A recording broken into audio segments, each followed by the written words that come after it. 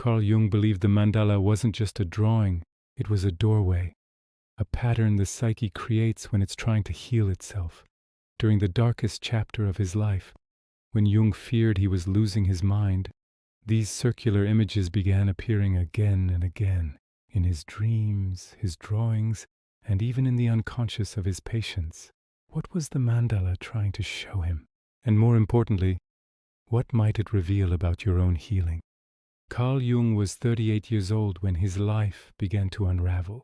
He had just broken ties with Sigmund Freud. He was internally fractured. He described this period not as a depression but as a creative illness, a rupture between his conscious identity and the deeper forces within him. Instead of resisting the breakdown, Jung did something most would never dare. He turned inward, deliberately entering the world of dreams, visions, and spontaneous images. He later wrote, "I had to abandon the idea of the persona, the mask of the psychologist, and confront the raw materials of my own unconscious." And then something strange began to happen. He started drawing circles, intricate, centered images appearing in dreams, sketches, journals.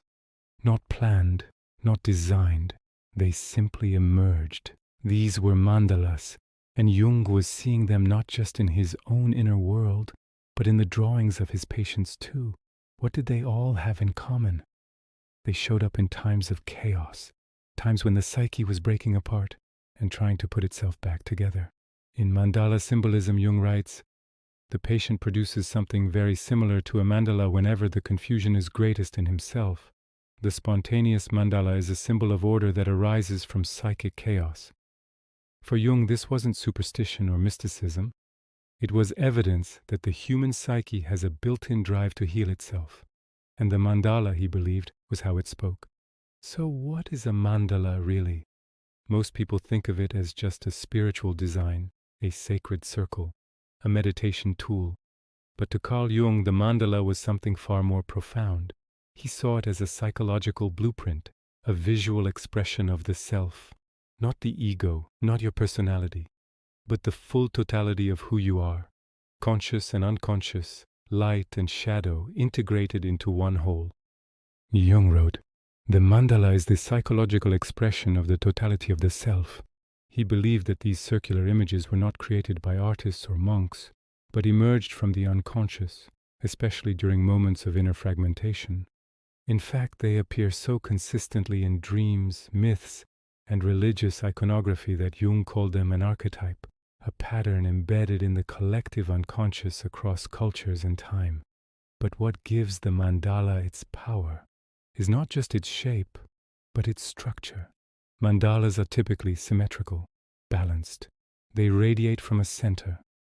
And Jung believed this wasn't random. It was the psyche trying to create order.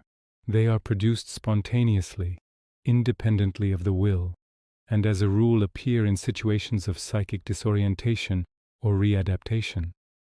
So when your conscious mind is overwhelmed, when your ego can't make sense of the chaos, the unconscious might send a message, a symbol, a mandala, not to decorate your walls, but to show you what needs to be brought back into balance. Because the center of the mandala isn't just the design's focal point.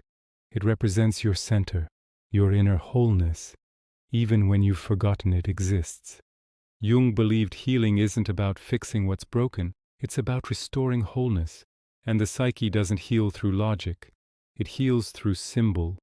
Jung said it best, it restores what was lost, and gives form to what's never been seen before. So when you're lost, spinning, or emotionally shattered, the circle may appear, not to fix you, but to recenter you. One of Jung's most striking cases involved a schizoid patient in a severely fragmented mental state. Without instruction, she began drawing highly structured mandala-like images, complex, geometric, centered. She didn't understand why, but Jung did. These images weren't art. They were the psyche's emergency structure, a natural attempt to restore balance. She produced these mandalas with no idea of their meaning, yet each one reflected the structure of her psychic situation at the time. As her therapy progressed, the mandalas evolved, gradually becoming clearer, more integrated, more whole. Jung believed this was evidence that the unconscious has its own intelligence, and when we're falling apart, it responds with order. So, how can you use Jung's mandala ritual for your own self-healing? Carl Jung didn't just study mandalas, he practiced with them. Every morning, during the most disoriented period of his life, Jung sat down and drew one. He described it as a ritual of reflection, a way to externalize what his unconscious was trying to say. I sketched a mandala every morning. It became a kind of diary of my inner condition. This wasn't about art. It wasn't about beauty. It was about integration, giving shape to chaos, and bringing the self back to center. You can do the exact same thing. Here's how. Step 1. Draw your circle. Find a blank sheet of paper. Take a pen, pencil, or anything that feels natural in your hand. Now draw a circle. You can use a cup, a bowl, a compass, or just freehand it. This circle isn't decoration.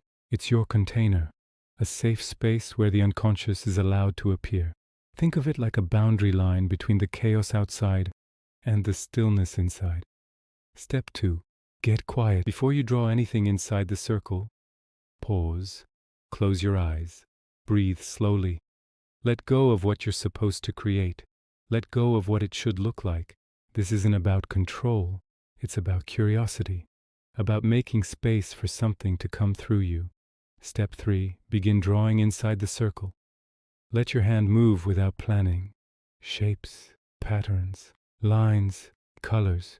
You might feel the urge to draw something structured or completely chaotic. Either is fine. Don't force meaning. Don't judge the result.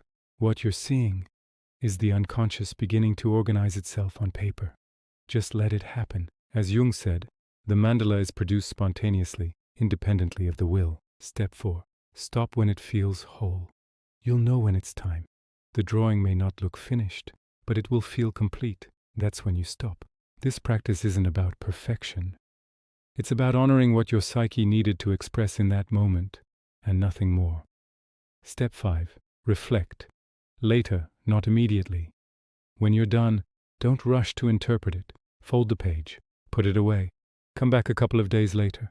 Look again, gently. What shapes stand out? What feelings come up? Is there anything different inside you now than before you started?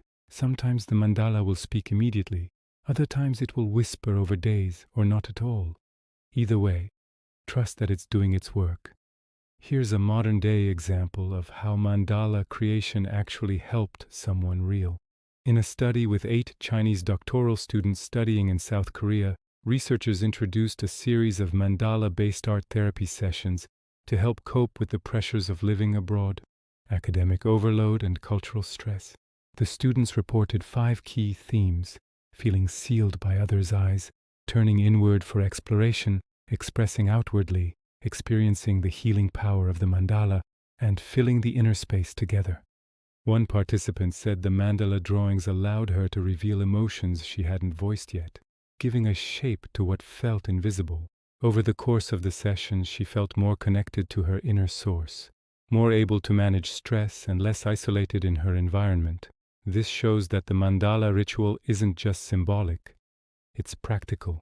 It became a tool for self-healing in a real-life context. Academic pressure, cultural displacement, emotional fragmentation. We began this video by asking how Carl Jung used mandalas to heal his own mind. We followed his steps. We saw how others have done the same, in silence, in struggle, in search of center. And now, it's your turn. Today, do yourself a favor. Find a quiet moment, take a pen and paper, draw a circle, and without judgment, without planning, just let it all out. Lines, shapes, color, or emptiness. Let whatever's buried speak through the image. You don't need to explain it. You don't even need to understand it. You just need to begin. And when you're done, I'd love to know what came up for you. Drop a comment and share. What shapes appeared? What emotions? What surprised you? Because this isn't just a practice, it's a mirror, a container, a sacred space where healing can begin, one circle at a time.